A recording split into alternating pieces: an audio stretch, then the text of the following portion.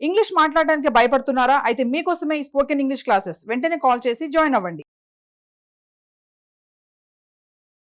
సాధారణంగా మనం శివారాధన కార్తీకంలో విశేషంగా చేసుకుంటాం. ప్రతి సోమవారం శివుడికి సంబంధించిన వారంగానే భావిస్తాము.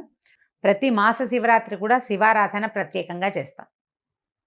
అంటే దేవాలయాల్లో జరుగుతాయి, ఇళ్లలో అలవాటు ఉన్న వాళ్ళు చేస్తారు. మాస శివరాత్రి తప్పకుండా చేస్తాం. మహాశివరాత్రి మహాపర్వదినం మనకి.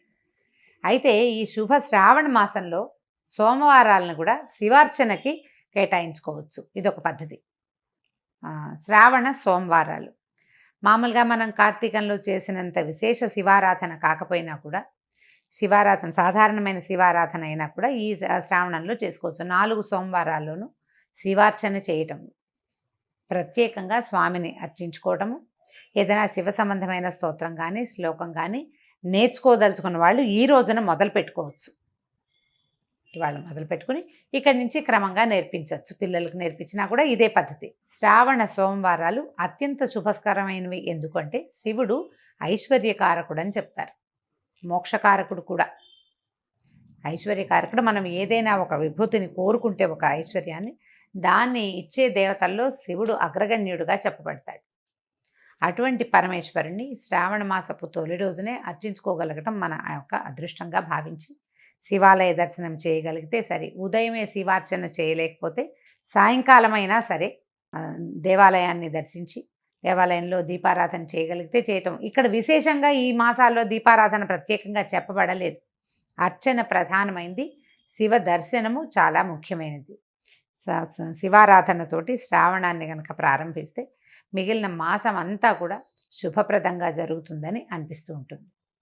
శ్రద్ధగా శివారాధన చేయండి. శివ సంబంధమైన ఒక్క శ్లోకాన్ని తీసుకోండి. 2 బిల్వదళాలు ఒక చిన్న చెంబుతోటి నీళ్ళైనా శివుడికి సమర్పిస్తే కనుక ఈ అభిషేకం యొక్క ఫలితము ఈ శ్రావణ మాసపు తొలి రోజున చేయటం, శ్రావణ సోమవారం నాడు చేయటం వల్ల అది ఇతోధికమైన ఫలితాన్ని ఇస్తుందని చెప్పబడుతుందండి. చాలా దేవాలయాల్లో ఈ తిరుమలలో కూడా ఈ సోమవారం నాడు శివార్చన చేస్తారు.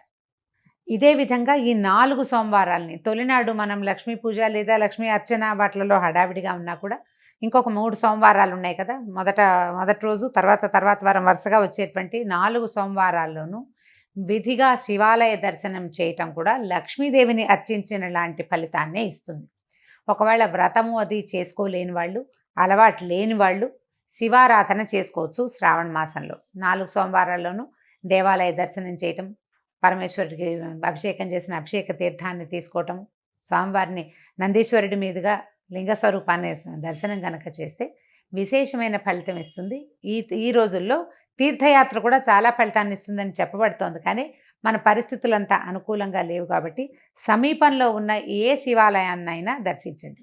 అయితే మనం సాధారణంగా అందరూ చేసేదేనండి, మన ఊళ్ళో ఉన్న గుళ్ళని వాటిని వదిలిపెట్టేస్తాము, ఏదో ఒక గుడి చూస్తాం అంతే. సాధారణంగా యాత్రలకు వెళ్ళాలని భావిస్తాం. అలా కాకుండా మన ఊరిలో మనం అసలు చూడని శివాలయాలు ఏవైనా ఉన్నాయేమో కనుక్కొని అక్కడికి వెళ్ళి దర్శనం చేయండి.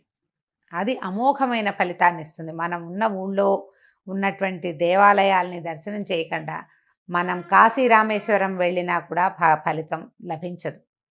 ఇక్కడది చూడాలి తప్పకుండా. పరిసరాల్లో ఉన్నది శివాలయ దర్శనం చేయాలి. శ్రావణంలో తప్పకుండా ఒక శివాలయ దర్శనాన్నైనా ప్రయత్నం చేసి చూడండి.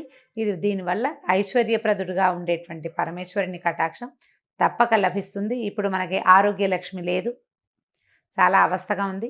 ప్రజల్లో చాలామందికి ధనలక్ష్మి ఇది కూడా లేక బాధపడుతున్న వాళ్ళు ఉన్నారు. అలాంటి వాళ్ళందరూ కూడా ఇలాంటి శివ దర్శనం చేస్తే తప్పకుండా ఫలితం లభిస్తుంది. సాధారణంగా మనం శివారాధన కార్తీకంలో విశేషంగా చేసుకుంటాం.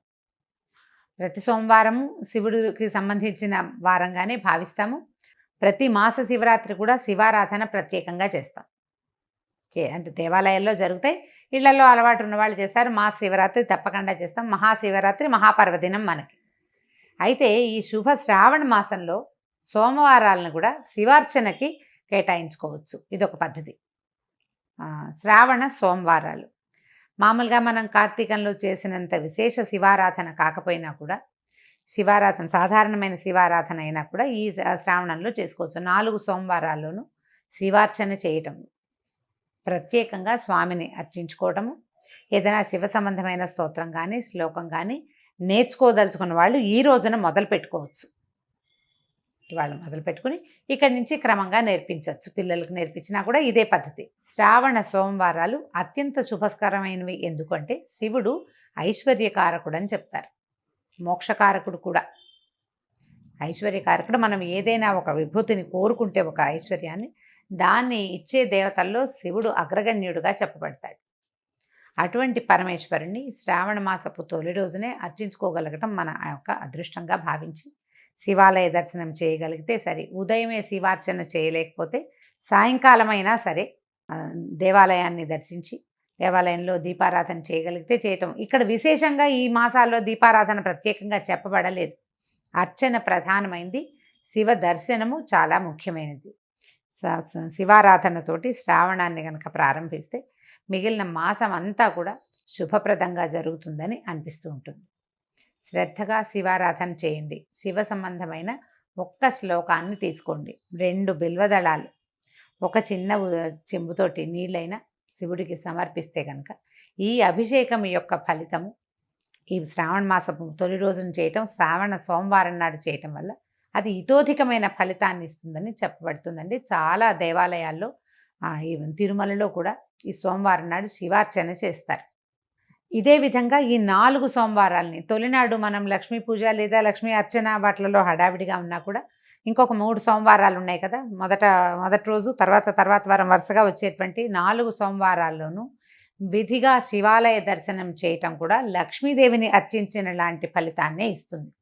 ఒకవేళ వ్రతము అది చేసుకోలేని వాళ్ళు, అలవాటు లేని వాళ్ళు శివారాధన చేసుకోవచ్చు. శ్రావణ మాసంలో 4 సోమవారాల్లోనూ దేవాలయ దర్శనం చేయటం, పరమేశ్వరుడికి అభిషేకం చేసిన అభిషేక తీర్థాన్ని తీసుకోవటం, స్వామివారిని నందీశ్వరుడి మీదుగా లింగ స్వరూపాన్ని దర్శనం కనుక చేస్తే విశేషమైన ఫలితం ఇస్తుంది. ఈ రోజుల్లో తీర్థయాత్ర కూడా చాలా ఫలితాన్ని ఇస్తుందని చెప్పబడుతోంది. కానీ మన పరిస్థితులంతా అనుకూలంగా లేవు కాబట్టి సమీపంలో ఉన్న ఏ శివాలయాన్నైనా దర్శించండి. అయితే మనం సాధారణంగా అందరూ చేసేదేనండి, మన ఊళ్ళో ఉన్న గుళ్ళని వాటిని వదిలిపెట్టేస్తాము, ఏదో ఒక గుడి చూస్తాం అంతే. సాధారణంగా యాత్రలకు వెళ్ళాలని భావిస్తాం.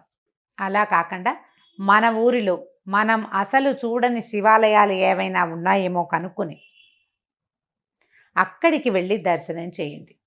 అది అమోఘమైన ఫలితాన్ని ఇస్తుంది. మనం ఉన్న ఊళ్ళో ఉన్నటువంటి దేవాలయాల్ని దర్శనం చేయకుండా మనం కాశీ రామేశ్వరం వెళ్ళినా కూడా ఫలితం లభించదు. ఇక్కడది చూడాలి తప్పకుండా. పరిసరాల్లో ఉన్నది శివాలయ దర్శనం చేయాలి. శ్రావణంలో తప్పకుండా ఒక శివాలయ దర్శనాన్నైనా ప్రయత్నం చేసి చూడండి. ఇది దీనివల్ల ఐశ్వర్యప్రదుడుగా ఉండేటువంటి పరమేశ్వరుని కటాక్షం తప్పక లభిస్తుంది. ఇప్పుడు మనకి ఆరోగ్య లక్ష్మి లేదు, చాలా అవస్థగా ఉంది. ప్రజల్లో చాలామందికి ధనలక్ష్మి ఇది కూడా లేక బాధపడుతున్న వాళ్ళు ఉన్నారు. అలాంటి వాళ్ళందరూ కూడా ఇలాంటి శివ దర్శనం చేస్తే తప్పకుండా ఫలితం లభిస్తుంది.